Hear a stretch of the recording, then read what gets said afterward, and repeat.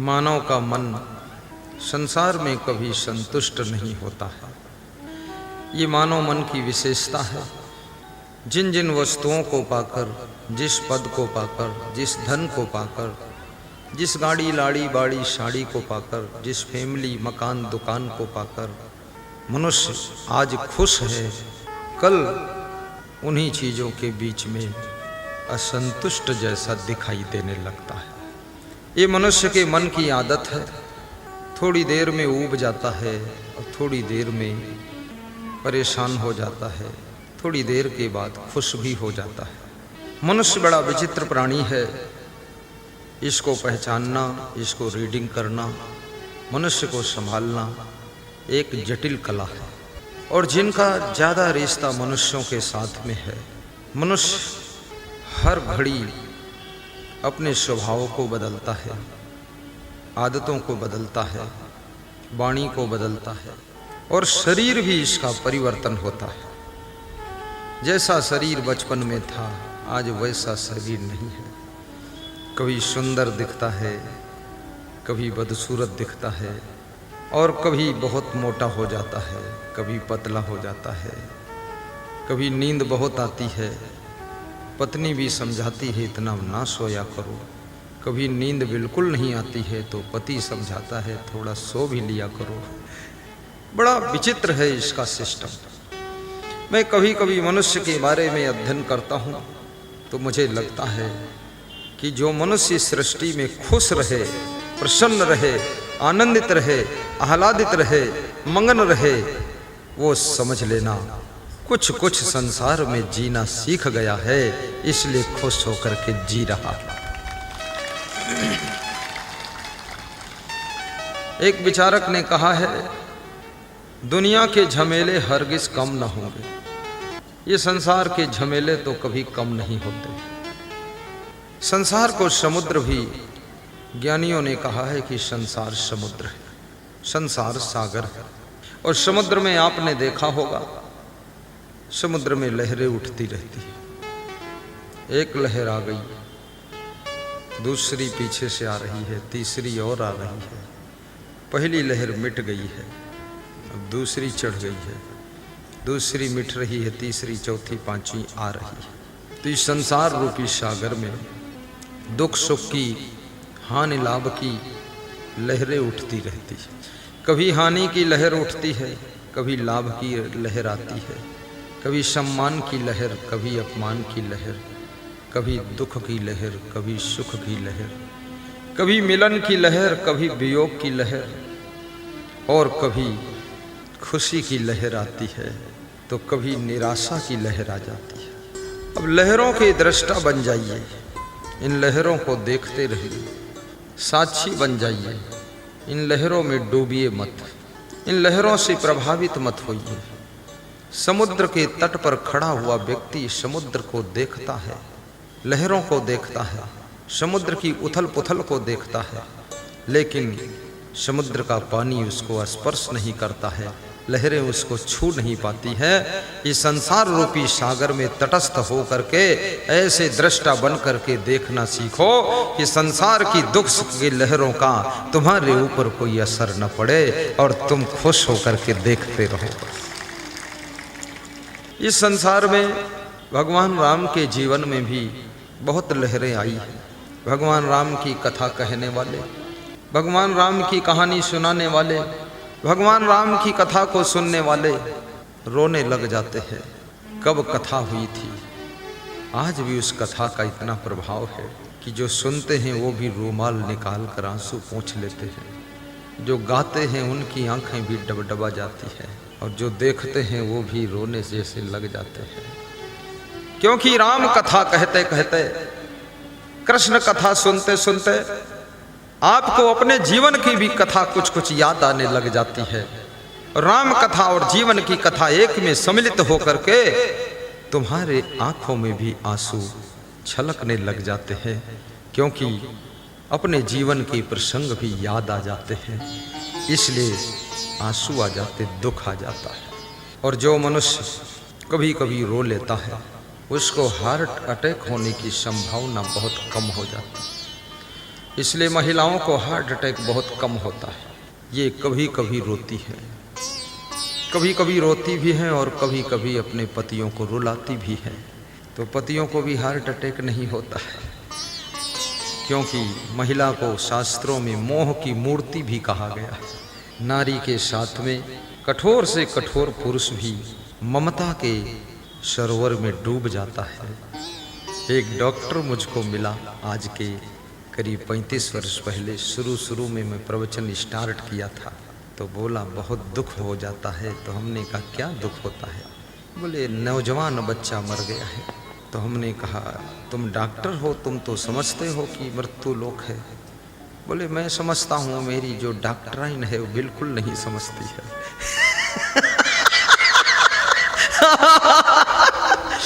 तो हमने कहा वो क्या नहीं समझती है? बोले वो उस लड़के के कपड़े लाकर आंगन में रखकर बैठकर कपड़ों को पकड़कर रोती है, ये मेरे लड़के के कपड़े अब कौन पहनेगा रे। तो मैं पीछे से बोलता हूँ मैं पहन लूंगा, फिर भी रोती है। तो मैंने कपड़ों में तो आग लगा दी, फूंक दिया। तो अब वो लड़के का बेड पकड़कर रोती रहती है। जब वो बहुत रोती है तो मुझको भी दुख हो जाता है, तो मेरे भी आंसू आ जाते हैं। एक व्यक्ति का रोना कई लोगों को रोने के लिए भी मजबूर कर देता है, और एक व्यक्ति की हंसी कई लोगों को हंसी में डुबा देती है, कई लोगों को हंसी में डुबा देती है। और इस संसार में परमानेंट खुश रहना बहुत कठिन है। कभी खुश रहना, कभी दुखी रहना, कभी रोना, कभी हंसना, ये तो आसान है। इसी का नाम तो संसार है। यही तो संसार रूपी समुद्र की लहरें हैं। इसमें सब डूबते डूबते रहते हैं। लेकिन इन लहरों के तुम दृष्टा बन जाओ, लहरों में डूबना मत। भगवान कृष्ण अर्जुन से कहते हैं कि अर्जुन, संसार में यदि सुख चाहते हो 3 काम करना पड़ेगा, बहुत सुख मिलेगा।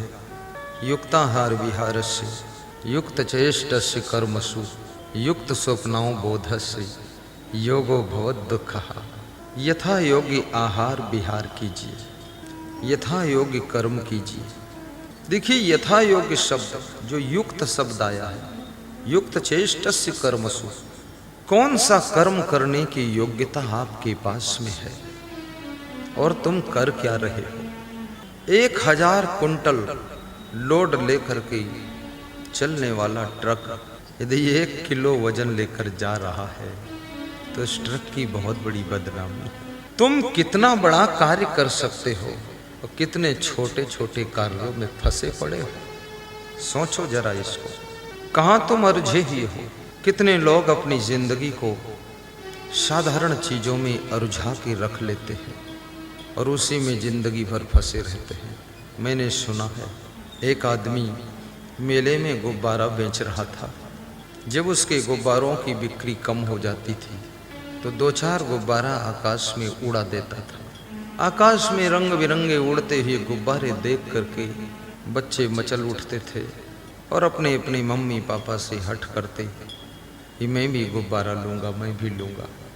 तो उस गुब्बारा बेचने वाले की बिक्री बढ़ जाती थी, भीड़ हो जाती थी, तुरंत बिकने लग जाती थी। माल बेचने के लिए कुछ माल फ्री भी दे देना पड़ता है। जब अंग्रेज़ों ने चाय का प्रवेश किया इंडिया में तो सबसे पहले फ्री चाय पिलाया।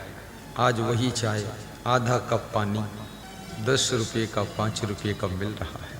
सोचिए, शुरू में फ्री थोड़ा, जियो कंपनी ने शुरू में फ्री कर दिया। जब फ्री कर दिया तो हिंदुस्तान के लालची लोग फ्री पर टूट पड़े, सभी कंपनियों का कनेक्शन कटवा दिया तो फ्री में चले गए। बाकी कंपनियां ठप हो गईं, बर्बाद हो गईं, जियो कंपनी केवल रह गई। जब उसने समझ लिया कि अब दूसरा कोई ऑप्शन नहीं बचा है तब उसने चार्ज लागू कर दिया। तो जितना साल 2 साल फ्री दिया था, पूरे हिंदुस्तान के लोग उसके कस्टमर हैं, सब वसूल कर लिया। अब लोगों के पास ऑप्शन भी नहीं है कि अब यही एक है, क्या करोगे, अब जितना चार्ज लेगा देना ही पड़ेगा। उसने मार्केट में अपने आप को केवल रखा, बाकी को निकाल कर बाहर कर दिया। याद रखना, कोई भी क्षेत्र में जब तुम इकलौते हो जाते हो तब तुम्हारा साम्राज्य स्थापित हो जाता है, और जहाँ बहुत भीड़ होती है वहाँ तुम्हारी खींचातानी बहुत बनी रहती है। ये बहुत बड़ी बात है। बिजनेस कोई साधारण बुद्धि का खेल नहीं है। बिजनेस में परिणामदर्शी अग्र सोची बुद्धि की आवश्यकता पड़ती है। जमाने के अनुसार बिजनेस के पैटर्न में परिवर्तन, रूपरेखा में बदलाव लाना पड़ता है। राजनीति भी पुराने ओल्ड मॉडल की अब नहीं रही है।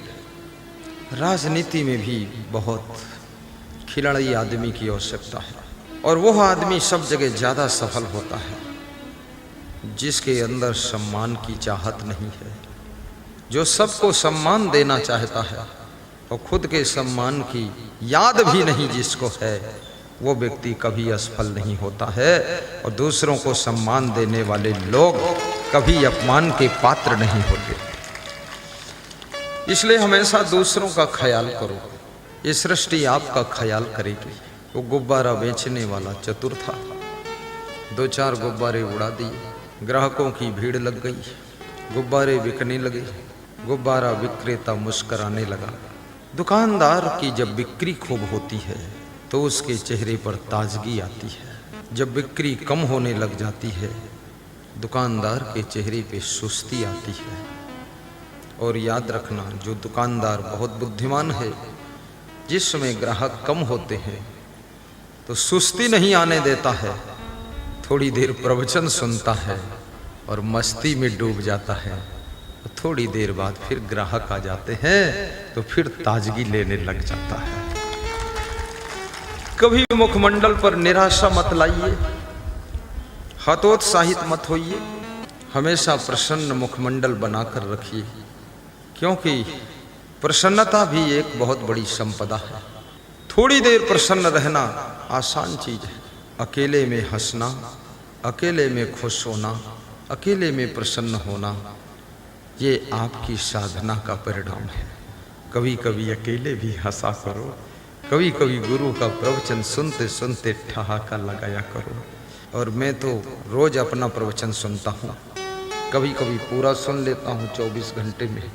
कल वाला आज तक सुन लूँगा तो सुन लिया हूँ, 1 घंटे का सुन लिया हूँ, नहीं सुन पाया, टाइम नहीं मिला। प्रवचन में भी मैं हंसता हूँ और डायरेक्ट फिर हंसता हूँ।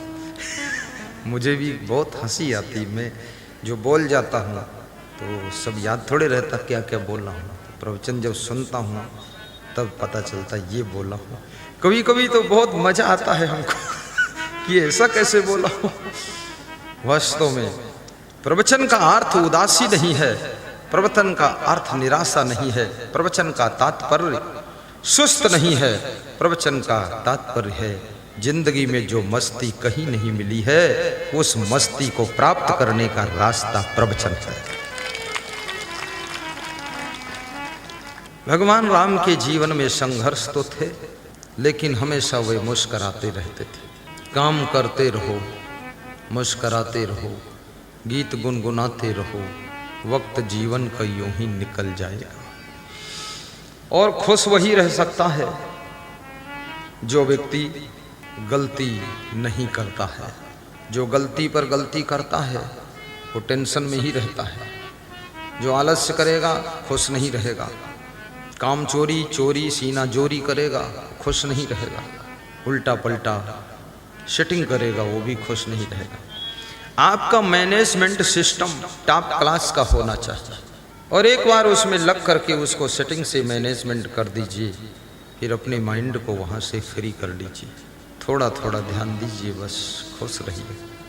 अरेंजमेंट करना भी सीखो। कभी कभी आपका मैनेजमेंट तो ठीक था, लेकिन बीच में कोई अर्जेंट बाधा आ गई, कोई नया काम घुस गया, तो तत्काल जो व्यवस्था तुम करते हो उसको इंग्लिश में अरेंजमेंट कहते हैं। अरेंजमेंट मतलब अर्जेंट करना है उसको कुछ। अब जो चल रहा था धारावाहिक, उसके अलावा कुछ आ गया है, तो अर्जेंट अरेंजमेंट कर दो। ये भी कला आपके अंदर होनी चाहिए, और अपनी बुद्धि का पूरा प्रयोग कीजिए, क्योंकि जितनी शक्तियाँ कुदरत ने आपको दिया है वह सब सीमित समय के लिए मिली है। सबसे पहले आप देखिए, आप जब जन्म लेते हैं, जन्म लेते ही आंख आपकी खुला तुरंत खुल जाती है, देखना शुरू करते, यानी दृष्टि का बड़ा महत्व। बोलना नहीं शुरू करते, देखना शुरू करते। मुंह में दांत नहीं रहते, खाना नहीं है, कुछ पी लेना है लिक्विड, ये दांत बाद को आते हैं और पहले ही चले जाते हैं। दांत बाद को निकलते हैं, उनको दूध के दांत कहते हैं। फिर वे सब गिर जाते हैं, फिर दांत निकलते हैं, वे भी बुढ़ापे तक सब गिर जाते हैं। और आपकी जीवा बाद को बोलना शुरू करती है, लास्ट तक बोलती रहती है, क्योंकि लास्ट में बोलने का ज़्यादा महत्व है। इस कला को सीखो। ज्यों ज्यों उम्र बढ़ती जाए, अपने बेटे बहुओं के साथ में नम्रता का व्यवहार करो, ताकि आपकी मधुरता, आपकी नम्रता, आपका आकर्षण आपके बेटों को, आपकी बहुओं को आपके पास में बैठने के लिए आकर्षित कर ले। हमारे आश्रम के संचालक थे, 95 साल की उम्र के। उनके पास में जो कोई जाता था तो ऐसे बोलते थे, आओ आओ बैठो। 95 साल का बुजुर्ग महात्मा आश्रम का संचालक रहा, जिसने संस्था खड़ी किया, जिसने मुझे प्रवचन सिखाया, सब कुछ। वो हाथ जोड़ता था सबके। तो मैंने कहा, हाथ क्यों जोड़ते हो? तो उन्होंने कहा कि वक्त बदल चुका है, मौसम बदल रहा है, उम्र बदल गई है, अब नया साम्राज्य आ चुका है। मज़ेदार बहुत थे वे। कहे थे, शासन सत्ता भी चेंज है, अब तुम लोगों का शासन है साहिब साहिब। वो समझते थे जितना अधिक उम्र होने लग जाए उतनी अधिक विनम्रता होनी चाहिए। सभी सासुएं ध्यान दें, जो जो स्त्रियां सासू बनने की उम्मीदवार हैं, वे कृपया विनम्र होने की तैयारी करें, क्योंकि सबकी उम्मीदवारी में देख रहा हूँ, कोई विधायक का उम्मीदवार होता है, कोई सांसद का उम्मीदवार, पर स्त्रियां सासू बनने की उम्मीदवार हैं। और कितने पुरुष बाबा बनने की उम्मीदवार हैं। अब पुतोहू आने वाली है, पोती पोता नाती सब होने वाले हैं। ज्यों ज्यों तुम बुजुर्ग होते चले जाते हो, त्यों त्यों तुम्हारी जिह्वा में मिठास आनी चाहिए। अब डांटने का वक्त जा चुका है, अब फटकारने का वक्त जा चुका है, अब नोक झोंक करने का समय निकल चुका है।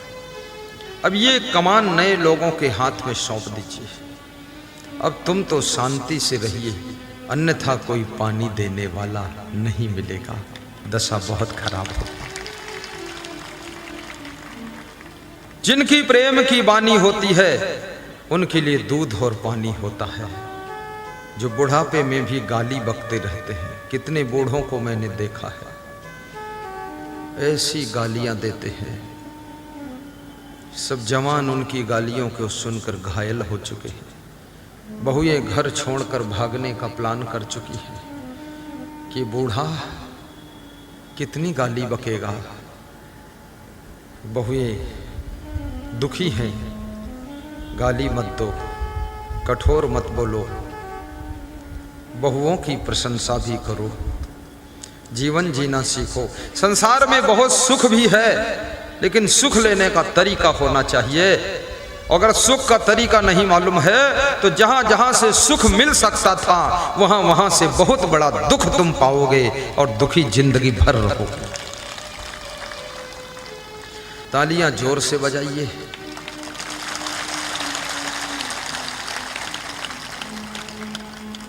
महिलाएं बहुत खुश हैं कि खूब प्रवचन सुना दो, जाने के बाद सब लागू कर दूंगी। हाँ। गाली देने से तुम्हारी वाणी की कीमत कम हो जाती है और वाणी की आदत बिगड़ जाती है। सारा जीवन आदतों की जंजीर में बंधा हुआ है। मन भी आदत पकड़ता है, शरीर आदत पकड़ता है, वाणी भी आदत पकड़ती है, आपका स्वभाव भी आदत को पकड़ता है और आपका चरित्र भी आदत को पकड़ता है। सारा जिंदगी का सिस्टम आदतों के जाल में फंसा हुआ है। मीठा खाने की आदत हो जाए, डॉक्टर मना करेगा तो भी तुम चुपके से खा लोगे। ज्यादा मिर्चा खाने की आदत हो जाए, गुरु नियम लागू करेगा मिर्चा खाना मना है, तो मिर्चा भी कोई बहुत बड़ी चीज नहीं है, लेकिन चुरा कर खाओगे। ये आदत बड़ी खतरनाक है। प्याज खाना मना है तो तुम प्याज 2-4 अपने थैले में ही रखोगे। और मनुष्य के मन का स्वभाव है, जिस चीज को मना करो उधर ये ज्यादा भागता है। तुम देख लो मना करके फिर क्या हालत होती है। और ऐसे सामान्य रहो तो सोचता है जब चाहूंगा तो मिल जाएगा, कोई बात नहीं। इसलिए पुड़िया खाने वाले की जेब देख लो, 2-4 पुड़िया धरी मिलेंगी। क्यों? क्योंकि उसकी पत्नी पुड़िया खाने को मना करती है, माँ मना करती, बाप मना करता, भाई मना करता, बहन मना करती है। दुकान पर भी लिखा तंबाकू से कैंसर होता है, सब मना करते हैं। इसलिए 4-6 पुड़िया रख के रखता है कि सारे लोग विरोध में है, कभी मिले न मिले तो जिंदगी का क्या होगा, इसलिए रखो स्टॉक में, स्टॉक में रखता है। वो मुन्ना झूम गया हंस करके कि बिल्कुल सही है, उसकी जेब में भी रहती है 2-4 नहीं रहती, छोड़ दिया होगा उसने। अब ये बहुत विचित्र है। सहज रूप से त्याग करो और नियमों का सहज रूप से पालन करो। समय का ख्याल रखो। जिंदगी अमृत है, चूक जाओगे अगर तो जिंदगी जहर भी है। जिंदगी मधुबन है और जिंदगी गुलशन है, और चूक जाओगे अगर तो जिंदगी दुश्मन भी है, जिंदगी दुश्मन भी है। तो गुब्बारा बेचने वाला बड़ा खुश हुआ, लेकिन एक अद्भुत घटना घट गई कि एक बालक उस गुब्बारा बेचने वाले के लंबे कुर्ता को पकड़कर दोनों हाथों से नीचे खींच रहा था। गुब्बारा बेचने वाले को डिस्टर्ब हो रहा था। उसने नीचे देखा तो एक छोटा सा बच्चा 7-8 साल का उसके कुर्ता को खींच रहा। तो उसने कहा कुर्ता क्यों खींचता है, गुब्बारा लेना है तो ले ले, कुर्ता क्यों खींच रहा है? बोले बात भी करना है। बोले 8 साल का बच्चा तू बात क्या करेगा? बोले जरूरी बात है। मैं पूछना चाहता हूं, ये जो लाल रंग का गुब्बारा उड़ रहा है, हरे रंग का उड़ रहा है, तो क्या काले रंग का गुब्बारा भी उड़ सकता है? तो इस गुब्बारा विक्रेता ने कहा गुब्बारा रंग से नहीं उड़ता है बेटा, गुब्बारा के अंदर हीलियम गैस भरी हुई है, एक गैस के प्रभाव से उड़ता है। रंग कोई भी हो उड़ सकता है। बोले रंग कोई भी हो, गुब्बारा उड़ सकता है, इसमें हीलियम गैस भरी है। तो मैं दादाजी ये पूछना चाहता हूँ कि आप गुब्बारा कब से बेचते हैं? बोले मुझे तो 40 साल हो गए गुब्बारा बेचते बेचते। बोले इसके पहले? बोले मेरे बाप भी गुब्बारा बेचते थे। उसके पहले? बोले बाप के बाप भी गुब्बारा बेचते थे। कितने लोगों के घरों में पीढ़ी दर पीढ़ी से वही धंधा होता चला आता है। लेकिन याद रखना, हर व्यक्ति को अपने संस्कारों के अनुसार धंधा पकड़ना चाहिए। माँ बाप की नकल भी मत करो, अपनी अकल से काम करो, क्योंकि हर व्यक्ति का संस्कार, रुचि, बुद्धि ये सब बिलक बिलक आकृष्ट होती है। इसलिए आपका जो संस्कार है उस कार्य में लगिए। ढर्रेवादी मत बनो, बैल मत बनो। कभी कभी लोग सोचते हैं हमारे पिताजी कभी राजनीति नहीं किए, हम कैसे राजनीति करें? तुम ही सफल होगे, तुम्हारा बाप कभी सफल नहीं होगा, तुम सफल हो जाओगे। हमारे पिताजी कोई प्रवचन थोड़े करते थे, ना हमारे गुरुजी प्रवचन करते थे। हम करते हैं, हम ही सफल होंगे। वो करे न करे उसका वो जाने, अपना उसका जो काम करना चाहता कर चुका है। अपने संस्कारों के अनुसार जब तुम रास्ता सिलेक्ट करते हो तो अनिवार्य रूप से तुम सफल हो जाते हो, और बेसंस्कार का रास्ता पकड़ते हो तो बोझा की तरह तुमको ढोना पड़ता है। उस राह में तुमको रास नहीं आता है, आनंद नहीं आता है, खुशी नहीं होती है। जैसे हम प्रवचन देते हैं, तुमको खुशी हो न हो, हमको खुद खुशी होती है, इसलिए हम प्रवचन देते हैं। गाय दूध देती है, दुहने वाले खुशी है कि नहीं पता नहीं, लेकिन गाय को खुद ही अच्छा आनंद आता है, इसलिए वो दूध देती है। जिस कार्य को करने में तुमको आनंद आने लग जाए, अच्छा लगने लग जाए, उस कार्य में सफलता तुम्हारा वर्ण करती है आकर के, इसलिए कार्य में आनंद आना चाहिए। जय हो, जय हो। कितने विद्यार्थियों को पढ़ने में आनंद ही नहीं आता है। ये लाउड स्पीकर कहाँ से बज रहा है? 2 पुलिस जवानों को कहूंगा ये अखंड रामायण कल भी कर लेंगे, जाकर कृपा करके इनके हाथ पांव जोड़ दो, कह दो मान जाओ, गुरुजी 1.5 घंटे सुनाएंगे, क्यों हैरान कर रहे हो। भैया क्या नाम तुम्हारा? चले जाओ मेरे लाल। इधर भी पुलिस जवान है, पुलिस जवान भी चला जाए, कोई देसी जवान भी चला जाए, ये खामखा हल्ला मचा रखा है, कोई मतलब नहीं है। अगर ईश्वर साक्षात आ जाए तो उसको भी ये रामायण चौपाई ही सुनाते रहेंगे नमस्कार करेंगे ही नहीं। ये सब ऐसा ही मॉडल है संसार में। बंदहूँ गुरु पद पदों में परागा, सुरुचि सुवास सरस अनुरागा। बंदा हूँ गुरु पद पदों में परागा, सुरुचि सुवास सरस अनुरागा।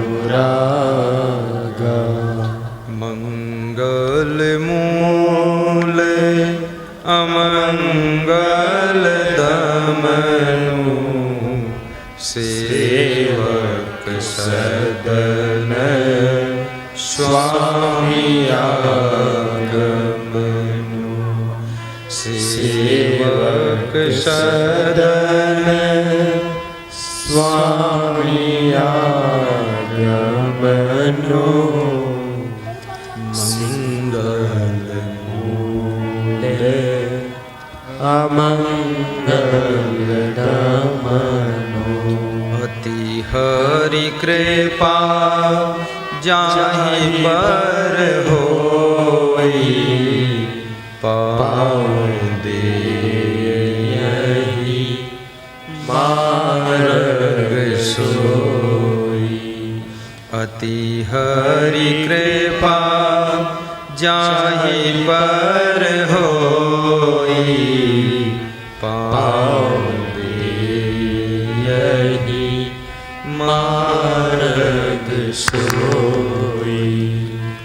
पाऊँ दे यही मार्ग सोई। गौर करना, शैलेश और यशपाल डेढ़े से राउंड में रहे, नारायण भी राउंड में रहे। शांति व्यवस्था बहुत अच्छी है। उधर से आवाज आ रही थी, वो भी बंद हो गई है। उन लोगों को भी व्यास का दी आशीर्वाद देती है। जो अच्छी बात कहना मान ले वही महान है, ये साधारण बात नहीं। मान लिया उसने, समझदार है। आखिर बलिया का तो है ही वो। छपरा हिलेला रे बलिया हिलेला, और पीछे से आवाज आए गुरु हिलेला।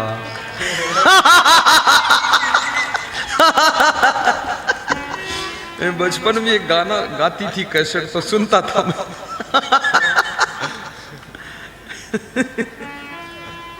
साहिब अपने बच्चों के संस्कारों को भी परखिए, बेटी के संस्कार का भी अध्ययन कीजिए और खुद के संस्कारों को भी समझिए। मैं क्या कर सकता हूँ, मेरे अंदर कौन सी प्रतिभा छिपी हुई है, और अपनी प्रतिभा का प्रयोग करने के लिए आपको कठिन परिश्रम करना होगा। आपके अंदर जो गुण है उसको प्रकट करने के लिए, अपनी क्वालिटी को निखारने के लिए आपको अथक पुरुषार्थ करना पड़ेगा। हर व्यक्ति में कोई न कोई गुण होता है, लेकिन आलस्य आपके गुणों के ऊपर ढक्कन की तरह ढक जाता है। और जो व्यक्ति अपनी प्रतिभा को निखार नहीं सकता है, याद रखना वो व्यक्ति इस संसार में चमक नहीं सकता है। आराम, अधिक आराम भी आपके भाग्य को धुंधला कर देती है। हर समय बिस्तर पर लेटने की आदत आपके भाग्य को भी सुला देती है। जब बहुत नींद आने लगे तब बिस्तर की ओर देखना, अन्यथा बिस्तर भी विष बन जाएगा। कितने घरों में मैं देखता हूँ लोग दिन में रात में हमेशा बिस्तर पर लुढ़कते रहते हैं, ढोल जैसे पड़े रहते हैं, अब कुछ होने वाला नहीं। और इस शरीर की आदत को बिगाड़ते जाओ, ये शरीर कोई काम का नहीं रह जाएगा। और शरीर को जितना ज्यादा आराम कराओगे उतना ज्यादा ये बीमार रहेगा, और जितना ज्यादा इससे काम लोगे ये शरीर उतना ही स्वस्थ रहेगा। कभी कभी समय निकाल करके गुरु का दर्शन साक्षात भी किया करो। हमारे कई संतों ने हमको बताया है कि जब आपके पास रहता हूं ऑटोमेटिक मन शुद्ध हो जाता है, और 2-4 महीने आपसे अलग रहूं तो मन थोड़ा सा वो हो जाता है। अब वो हो जाता क्या हो जाता, जो हो जाता है। ये गुरु की प्रतिभा का प्रभाव होता है। उनके सामने पड़ते ही आपके अंदर का अंधकार दूर होने लग जाता है। जिसके ऊपर सूरज की किरणें सामने से पड़ती है उसकी सर्दी खत्म हो जाती, ठंडी खत्म हो जाती है, और विशेष विटामिन डी, B12 विटामिन, ये एनर्जी मिलती है आपको। इसी प्रकार से गुरु जब साक्षात दर्शन देता है और हम साक्षात उसके दर्शन के लिए, जैसे श्री हीरालाल जी, बबलू जी, श्री सिया राम जी, ये दर्शन के लिए कबीर धाम मुस्तफाबाद डिस्ट्रिक्ट लखीमपुर गए थे। 1000 किलोमीटर पर जाकर दर्शन किया था। आज यहां मैं देखता हूं रतन सिंह जी सिंहेश्वर से आए हुए हैं, गम्हरिया तहसील से, खड़े होते क्यों नहीं हो। सुनील भारती जी आए हुए हैं, कितनी दूर से ये सब बंदे पधारे हैं। अब ये इतनी दूर से दर्शन, ये साक्षात दर्शन कर रहे हैं। दर्शन से इनकी जिंदगी की बैटरी चार्ज हो रही है और इनके अंदर एक नई प्रतिभा का जन्म हो जाएगा। श्रद्धा की आंखों से गुरु का दर्शन करना चाहिए, भाव भरे हृदय से गुरु से मिलना चाहिए, सेवाशील हाथों से गुरु के चरण छूना चाहिए। लेकिन कोरोना जब तक है तब तक नहीं छूना चाहिए। गुब्बारा बेचने वाला व्यक्ति उस बालक से पूछता है, तू मेरा कुर्ता क्यों खींच रहा है। उसने कहा, मैं ये पूछना चाहता हूं, जब ये हर रंग का गुब्बारा हीलियम गैस के कारण उड़ सकता है तो आप 40 साल से गुब्बारा बेच रहे हो, क्या कोई और बड़ा काम तुम नहीं कर सकते हो। तुम्हारे अंदर भी तो संस्कारों की हीलियम गैस भरी हुई है, कुछ इससे और ऊंची उड़ान भर सकते हो। उस गुब्बारा बेचने वाले के दिल के ऊपर ये शब्द प्रभावित कर गए। किस व्यक्ति के शब्दों से तुम्हारे भीतर सोई हुई शक्तियां जागृत हो सकती है। ये शुभ वक्त जब आता है तो किसी के शब्द तुमको गहरी नींद से जगा देते हैं।